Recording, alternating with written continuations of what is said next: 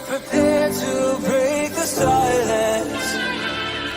I'll be out in the sunshine, running beside the lions. I've been feeling down, but I've been looking up, afraid to fall. God, I've been so down, can you pick me up? Don't let me fall. Can you show me how to fix this mess? I am down and on my knees, and I may fall as I'm so close to the edge.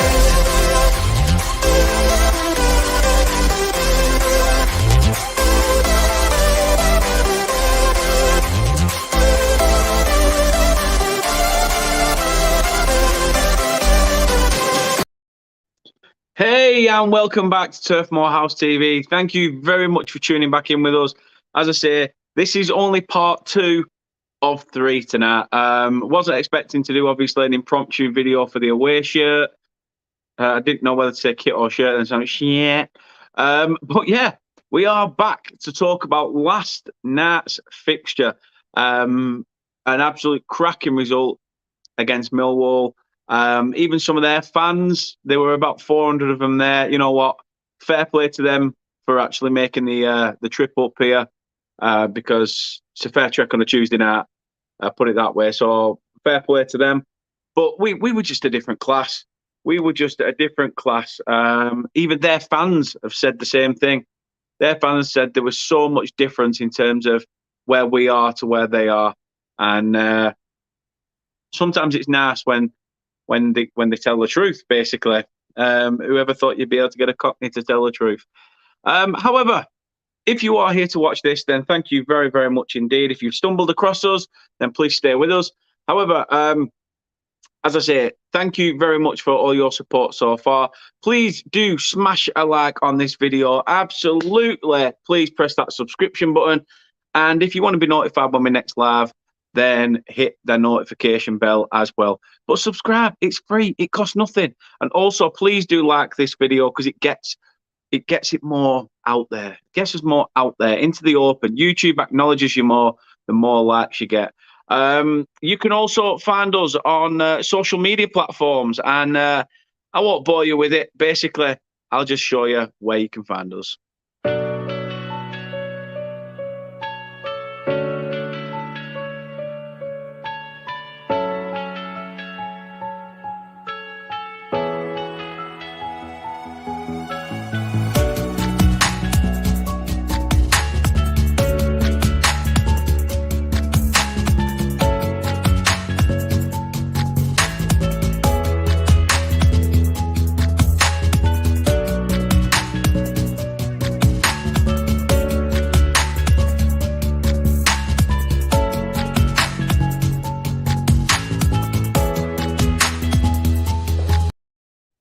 So, as I said, we are here to talk about Burnley Millwall.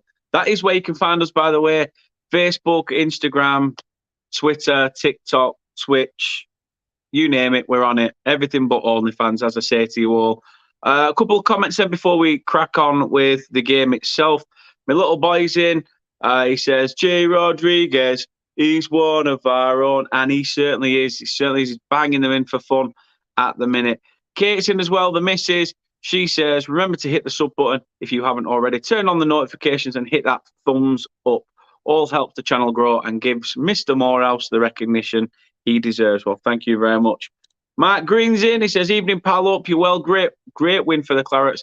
Like, share, and subscribe, guys. Really appreciate it, Mark. So thank you very much indeed.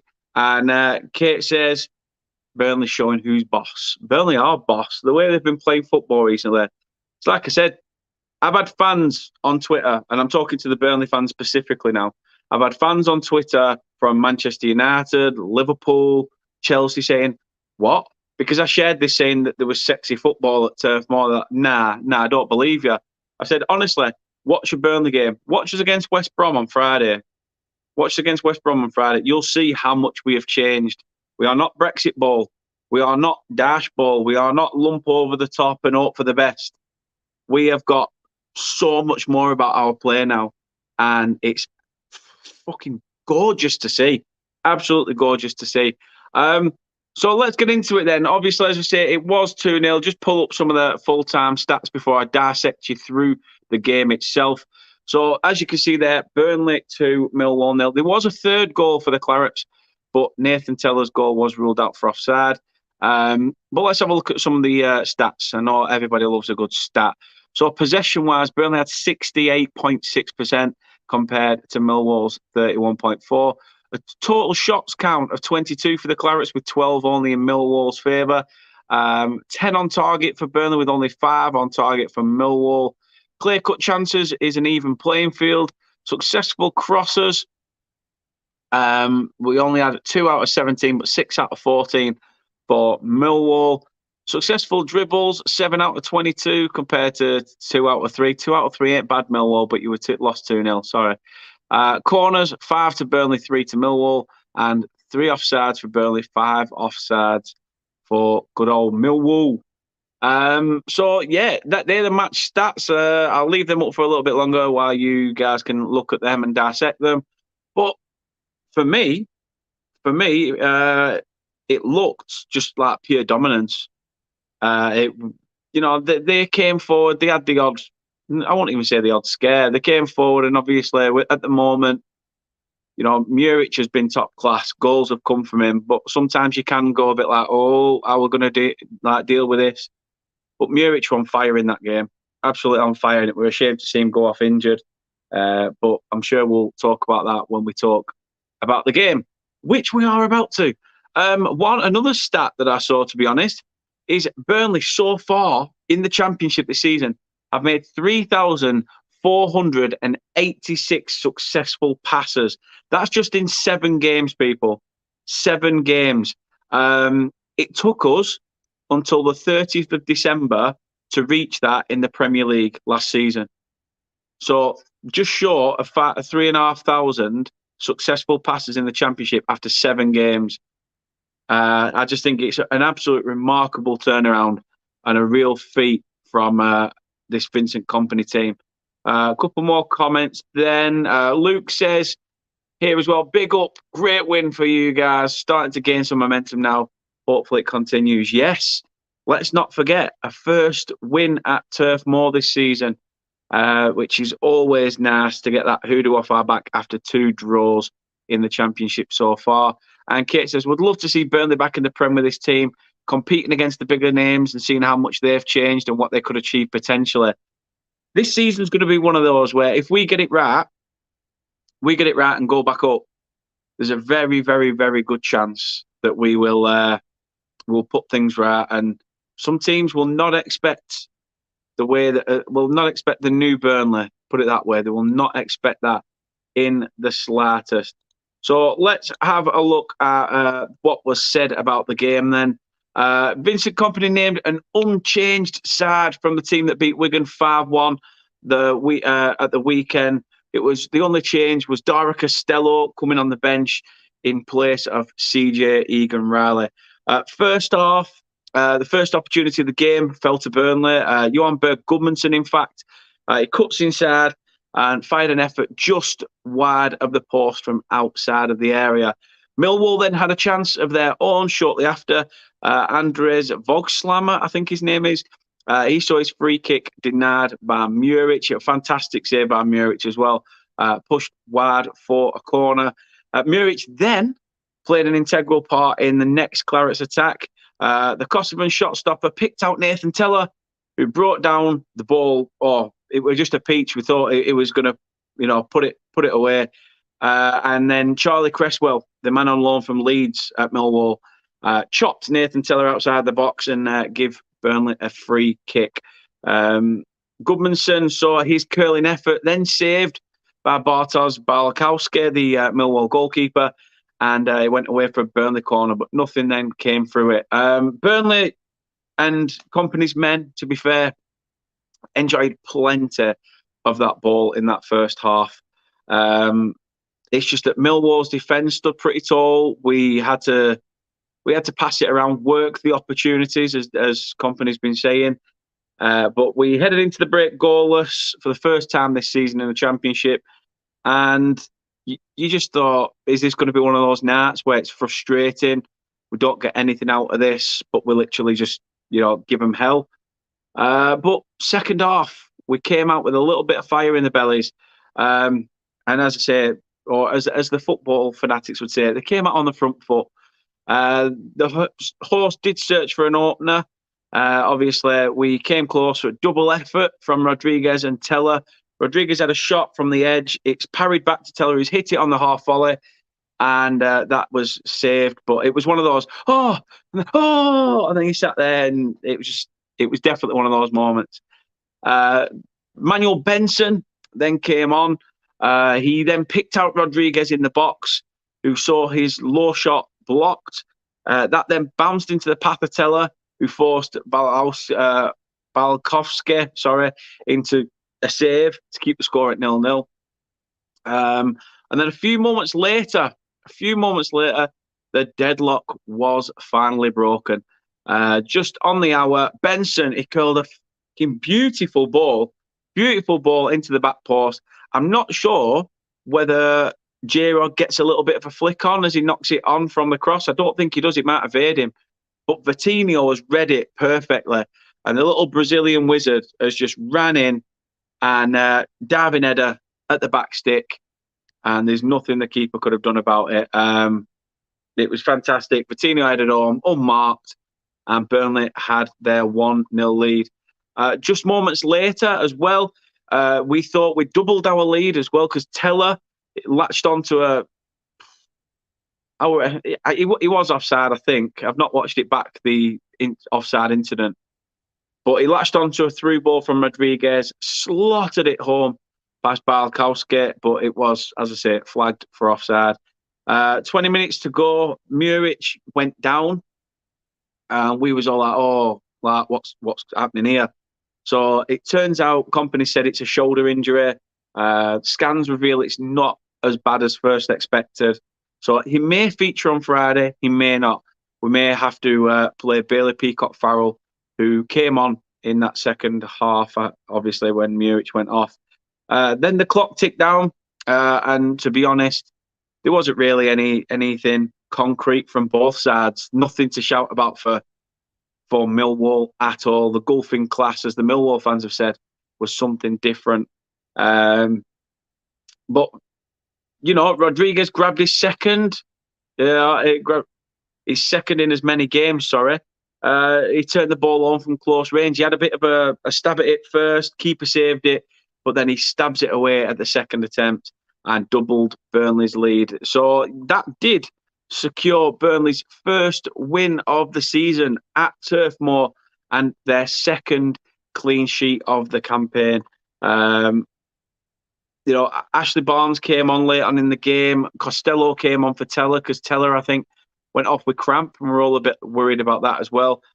Benson came on for Goodmanson after about 59 minutes, or 56, something like that. But it was definitely.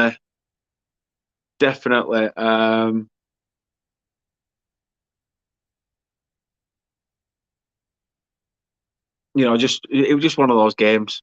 Just one of those games. We were all over them, and there's nothing they could have done about it. Let's have a look at what you guys have been saying when this laptop decides to play ball. Dan Max in the chat. Hope you're well, Dan. He says, I'd love to see us back in the big time, but I think we need another season in the Champ to get everything and everyone firing on all cylinders, although it's very early in the season. Yeah, it seems to be gelling already, but we shall see. Luke says as well. Luke said, let's have a look. Come on. It's not loading for some reason. It's typical. Luke says, same. It will be great to see Burnley back in the Premier League, travelling wise, because it'll be easier away day for me to get to. And then Dan Matt says, to travel all that way though, mate, Millwall fans deserve a medal on a Tuesday night. Yeah, they do. They do. They're only over 400, but Tuesday night cannot fault it at all. And it was a fantastic display by the Clarets. Let us know your thoughts on the game. If you were there, tell us what you thought. Any players that stood out for you? Man of the match for me. Oh, Josh Cullen got it on the night. I know Muric went off. Muric were pretty good in that game, to be fair. Even though I didn't have much to do, like just in terms of his getting players involved in the game. I thought he was remarkable in that. But Josh Cullen, I'm going to say Nathan Teller. I'm going to be different to what the club said. The club gave it to Josh Cullen. I'm going to give it to Teller because I just thought Teller were superb, absolutely superb. He got down the side. He could read a pass. He was telling Muric, pump it long. I'm making that run, and he was just all over. I think he must have ran good. His heat map must have been very, very hot. Let's put it that way. So yeah, I'm going to give it to Nathan Teller. As I say, you guys let us know what your thoughts are on the game itself. Just to let you know, as I said, we are live again at 7:30. We will be doing the EFL prediction show. We will be going through this weekend's championship fixtures, and we will be going through every single one of them. Obviously, it starts on Friday night with us against West Brom, which, to be fair, tomorrow we have got the West Brom match preview with Albion Fan TV, and then we have the final hour of transfer deadline day to bring you as well. So let's see what happens there. Friday as well. Don't be going anywhere Friday, because Friday we will be doing a live watch along for the game against West Brom. I will be taking you through the game as it happens, and we will have a laugh in the process. Talk about anything, absolutely anything and everything in the chat when it comes to those watch alongs. I love them, absolutely love them, guys. The missus says I need to take her on a game soon, and I will. Dan Mack says man of the match for him was Manuel Benson. Skills, tricks, and runs. Yeah, for somebody that only came on, in the second half, he certainly put his name in the hat. I'll give you that. Simon, hope you're well, mate. He says 25 or so passes for the second goal. Yes. It was indeed. I think that beats the 22 that we had at Everton. And every single player touched the ball as well before that goal went in. So fantastic, absolutely fantastic. And I know companies come out and said, I don't mind the A to B goal, but sometimes you've got to get these. When you get these opportunities, you've got to work the space to get them. And we certainly did that for that second goal. I'm going to wrap it up because I'm going to try and get some tea in before the next one. But guys, thank you very much. It was just a little match reaction. I thought we were fucking superb. I thought we were sublime. We're gonna really hurt some teams this season if we can keep it up. Fingers crossed. It's another one on Friday against West Brom. We shall see. But for now, Burnley 2-0 up against Millwall, another 3 points, third in the table, and fingers crossed we can go a little bit higher with another 3 points, this time away at the Hawthorns on Friday night. I've been Dan, take it easy. I will see you in less than an hour for our EFL Championship prediction show. Take care, all the best, and see you real soon.